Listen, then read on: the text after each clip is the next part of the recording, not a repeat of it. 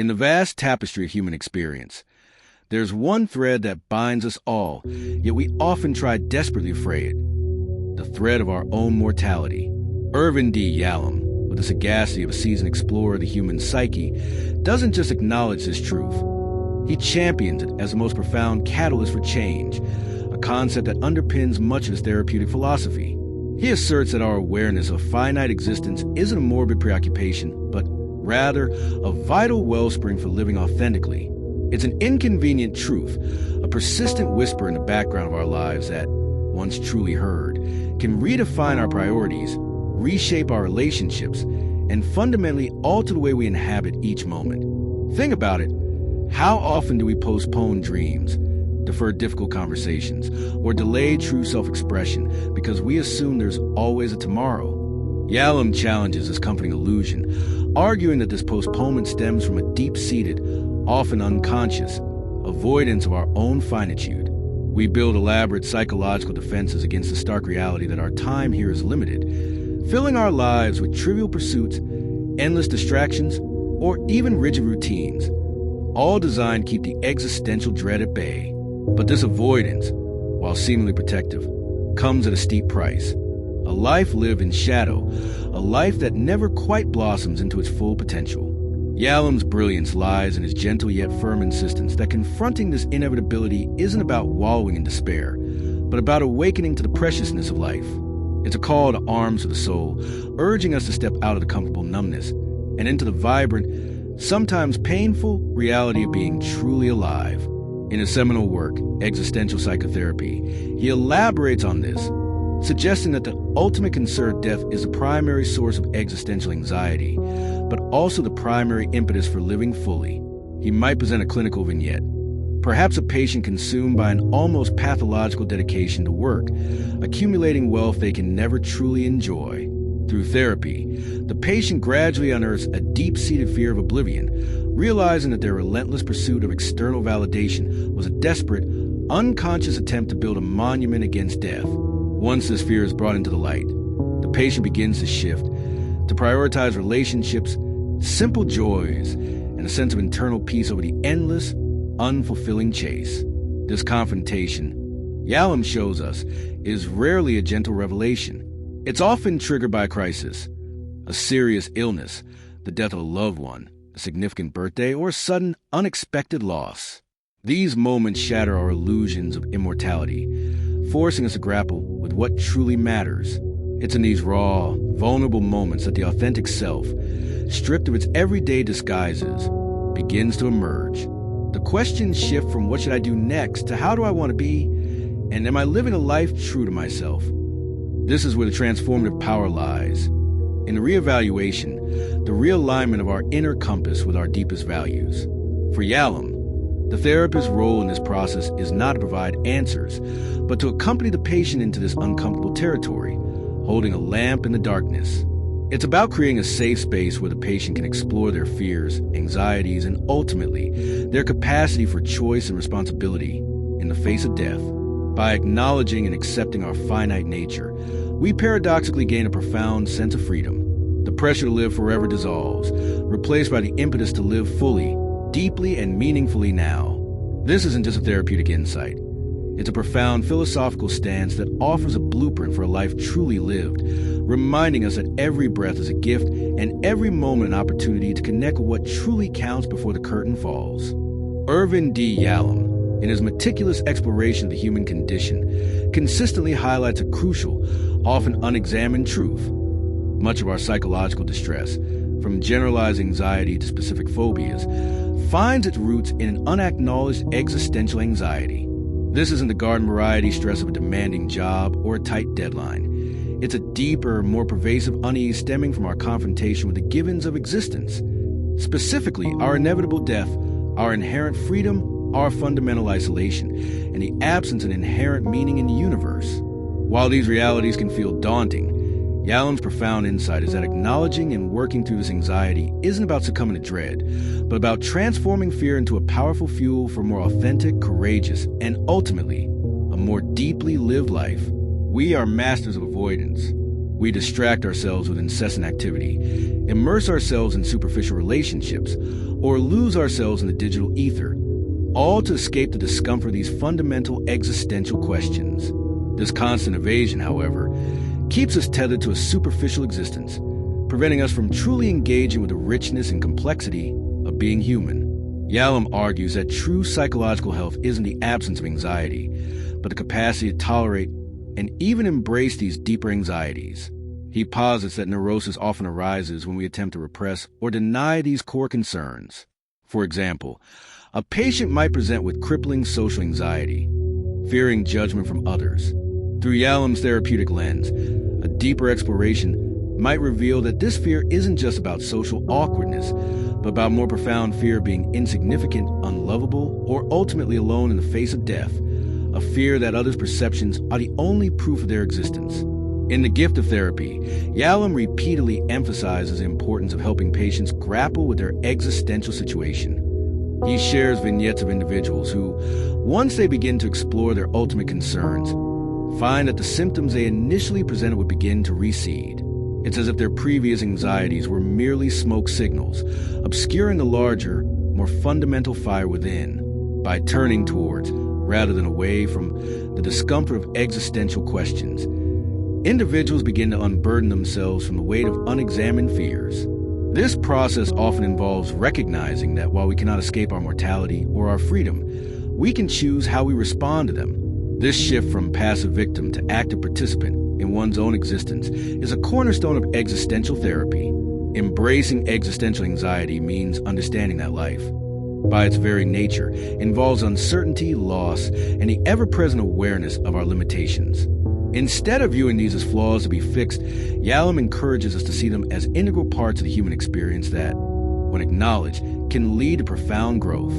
Consider a patient struggling with a sense of aimlessness, despite achieving external success.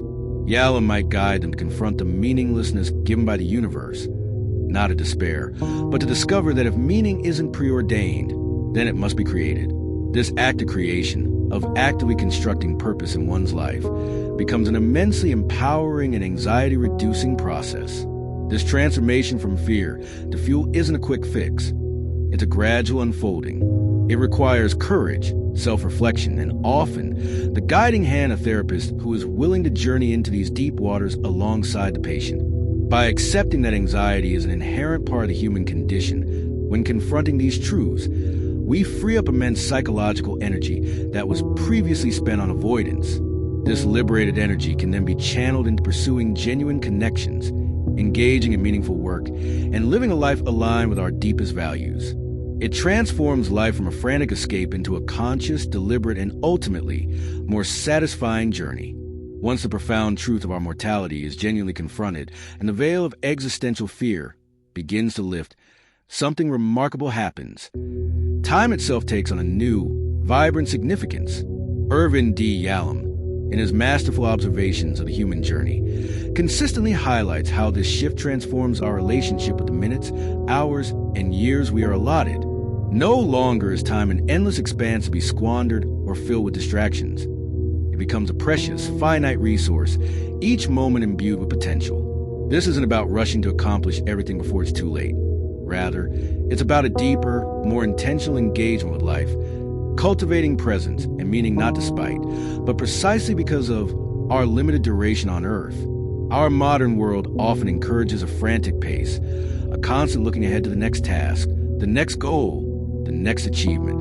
We live in a perpetual state of future orientation, endlessly planning, worrying, and desiring what is yet to come. This future gazing often blinds us to the richness of the present moment. Yalom, through his therapeutic encounters, gently steers his patients back to the here and now. He understands that true living happens not in the imagined future or the rehashed past, but in the unfolding present. When we deny our finitude, we implicitly believe we have an infinite supply of laters, which leads to procrastination, a lack of urgency in pursuing our deepest desires, and a general superficiality in our interactions. The gift of realizing our limited time is that it sharpens our focus on what truly matters today. Consider the poignant case studies Yalom often shares in books like Love's Executioner, where patients facing a life-threatening illness or approaching old age experience a sudden, radical shift in their values. The trivial worries that once consumed them, the pursuit of wealth, social status, or fleeting pleasures, recede, replaced by an intense appreciation for simple beauty, deep relationships, and acts of genuine connection. A person might have spent decades alienated from their family, only to find themselves compelled to seek reconciliation in their final months, understanding that these relationships are the true repositories of meaning. This isn't a forced change, but an organic blossoming that occurs when the awareness of the clock ticking sheds light on what was previously obscured. Yalom's work implicitly challenges the notion that meaning is something given to us from external sources, like a divine blueprint or societal expectation. Instead, he suggests that if meaning isn't preordained, then it must be actively created by us. This act of creation, of imbuing our lives with purpose, becomes an immensely empowering and anxiety-reducing process. When we recognize our time is limited, the impetus to create meaning becomes urgent and deeply personal. It might involve dedicating ourselves to a craft, nurturing a family, engaging in social causes, or simply cultivating a deep sense of aesthetic appreciation for the world around us. The meaning isn't found, it's made. The cultivation of presence is intertwined with this creation of meaning. It means fully inhabiting our experiences, whether joyful or painful, without immediately labeling or escaping them. It's about savoring a meal, truly listening to a loved one, feeling the sun on our skin, or sitting with discomfort when it arises, rather than constantly seeking diversion. This heightened awareness, born from the knowledge of life's brevity, allows us to extract the maximum richness from each passing moment. Yalom's approach encourages patients to identify and shed the psychological baggage that prevents them from being fully present. Old resentments, future anxieties, unfulfilled expectations. Ultimately, the gift of time speaks to a profound paradox. By embracing our finitude, we unlock the potential for a boundless, deeper, and more meaningful life. It's a call to action to live deliberately, to connect genuinely, and to find or create the very essence of meaning that will resonate long after our individual journey has concluded. It empowers us to live not as if we have all the time in the world, but as if every single moment is a precious, irreplaceable treasure. Having navigated the initial confrontation with mortality and a profound shift in our perception of time, we arrive at another cornerstone of Irvin D, Yalom's existential framework, the deep human need for legacy and connection. While our individual lives are finite, our influence, our very essence, can extend far beyond our physical existence through the intricate web of relationships we forge. Yalom consistently illustrates how confronting death doesn't just make us appreciate the present. It often intensifies our innate desire to forge meaningful bonds and to leave a positive imprint, understanding that our true immortality lies in the lives we touch and the memories we create. In a world increasingly driven by individual achievement and self-actualization, Yalom reminds us that humans are fundamentally relational beings. We are born into connection, and much of our suffering stems from feelings of isolation or alienation. The awareness of our impending end often strips away the superficial layers of interaction, revealing profound longing for authentic engagement. A patient, perhaps one who has meticulously built a career at the expense of personal relationships, might, upon confronting a terminal illness, suddenly experience an overwhelming urge to reconcile with estranged family members or to deeply connect with old friends. This isn't merely regret. It's a primal drive to secure one's place in the human story, to ensure that their life mattered to someone beyond themselves. Yalom, particularly in the theory and practice of group psychotherapy, vividly demonstrates how group therapy itself becomes a microcosm of this very struggle and triumph. Within the group, individuals confront their fears of not being seen, not being loved, or not being remembered. As they allow themselves to be vulnerable, to truly connect with others, they experience a profound sense of belonging and mutual impact. This shared journey helps them realize that their personal story is interwoven with the stories of others, creating a collective legacy that transcends individual narratives. The group becomes a living testament to the enduring power of human connection, showing how each person's influence echoes to the lives of the others. The concept of legacy for Yalom is not necessarily about grand monuments or world-changing inventions. More often, it's about the quiet yet powerful ripple effects of our interactions. It's the kindness we showed, the wisdom we imparted, the love we shared, the pain we helped alleviate. It's about how we lived our values and how those values inspired others. A dying patient, reflecting on their life, might find solace not in their material possessions, but in the love they cultivated with their children, the mentorship they provided to a junior colleague, or the small act of generosity that brightened someone's day. These are the threads that weave into the enduring fabric of human connection, ensuring that parts of us live on. This realization that our impact is deeply relational can be incredibly liberating. It shifts the focus from a self-centered pursuit of individual glory to a more expansive, communal understanding of our existence.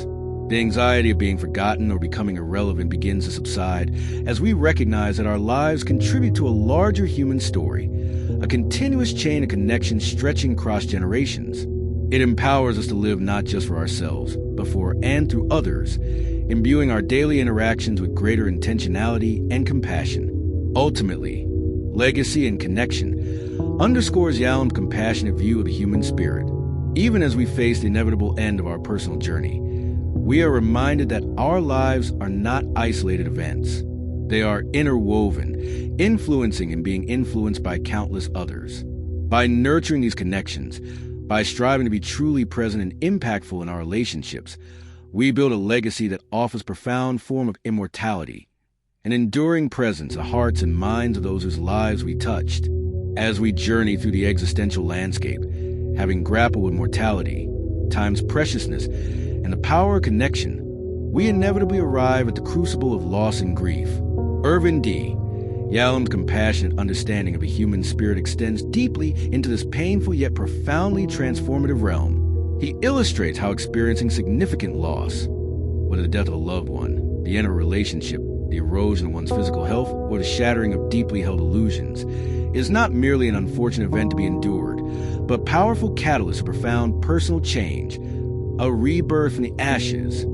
Grief, in Yalom's view, is not a pathology to be cured, but demanding, albeit essential, passage through which immense self-discovery and a redefined sense of self can emerge. In a society that often encourages us to get over our grief quickly, Yalom offers a starkly different perspective. He sees grief as a fundamental human response to the rupture of connection, a deep acknowledgement of finitude, and necessary process for integrating profound change into one's being. When we lose someone or something significant, the world as we knew it shatters. Our routines, our roles, our very identity might be tied to what is no longer present. This disorienting experience, while agonizing, creates a void that, paradoxically, can become a space for new growth. It's in this raw, exposed state that individuals are often forced to confront their core values, their resilience, and their capacity for deep feeling. Yalom's clinical narratives, often found in works like Love's Executioner, are replete with examples of patients who, after experiencing devastating losses, find themselves propelled into an unexpected journey of self-reinvention. A widow might initially present with crushing despair, believing her life is over without her husband. Through the therapeutic process, and by courageously facing the reality of her new, singular existence, she might gradually discover strengths she never knew she possessed, interests she had long suppressed, and profound sense of agency that was previously subsumed to her former identity. The grief, while harrowing, becomes a very force that unearths dormant aspects of her personality, allowing her to forge a new, equally meaningful, albeit different, life. This is not about forgetting the past, but about integrating it into a transformed present. The concept of rebirth here is not literal. It's a metaphor for profound internal restructuring. It involves a willingness to sit with discomfort, to acknowledge the pain, and to allow the emotional process of grieving to unfold naturally, rather than resisting or intellectualizing it. Yalom often emphasizes that true healing comes not from avoiding the pain, but from leaning into it, understanding that the only way out is often through.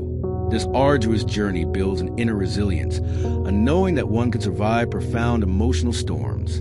It also deepens empathy, as individuals who have navigated such pain often develop a greater capacity to understand and connect with the suffering of others.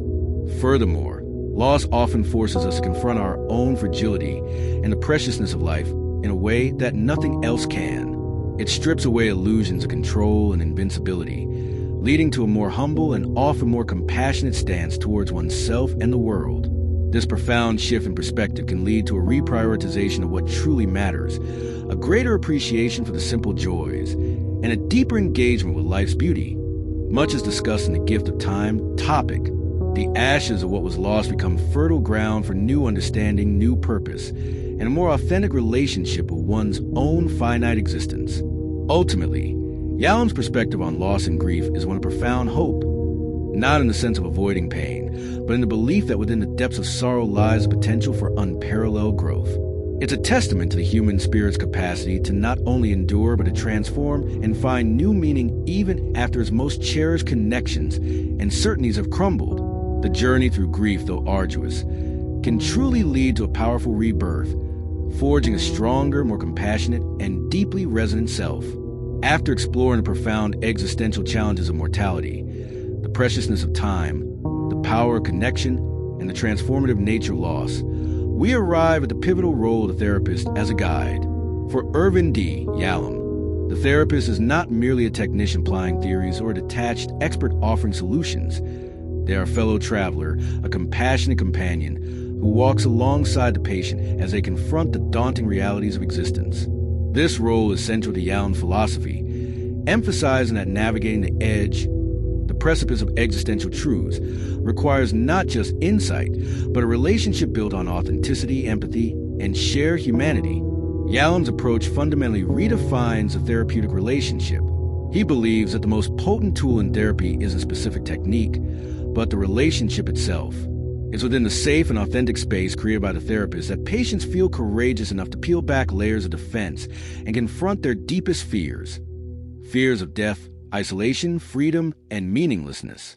In The Gift of Therapy, Yalom famously advises therapists to shed the pretense of being a doctor and instead be fully present human and vulnerable. This doesn't mean burdening the patient with personal issues, but rather allowing their own humanity to inform the encounter, acknowledging the shared existential plight. When the therapist can genuinely sit with a patient's despair, fear, or anger without recoiling, they model a powerful form of acceptance, allowing the patient to do the same for themselves.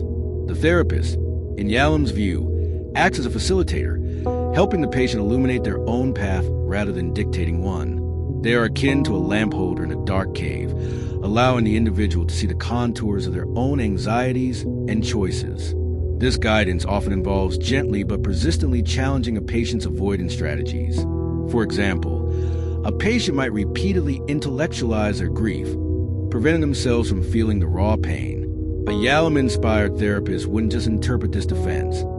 They would compassionately, but firmly, invite the patient to notice what it feels like to avoid, and then, perhaps, to cautiously step into the feeling, assuring them they won't be alone in the process.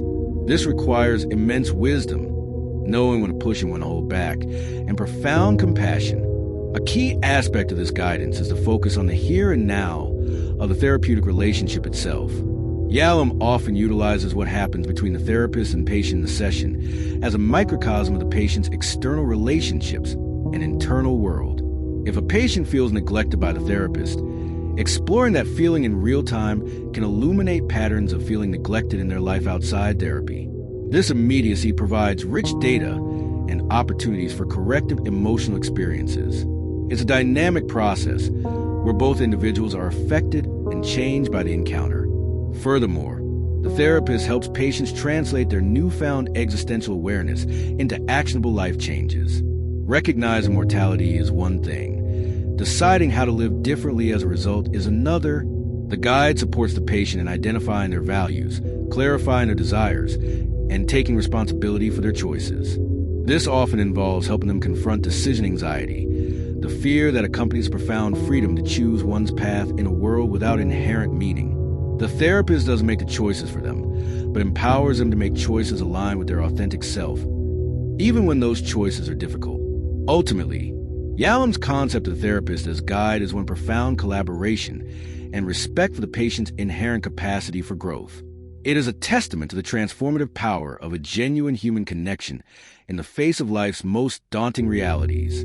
By providing a safe haven and a wise presence, the therapist helps individuals not just survive, but truly thrive at the edge, moving from a place of fear and avoidance to one of courage, authenticity, and a deeper appreciation for the preciousness of their finite existence.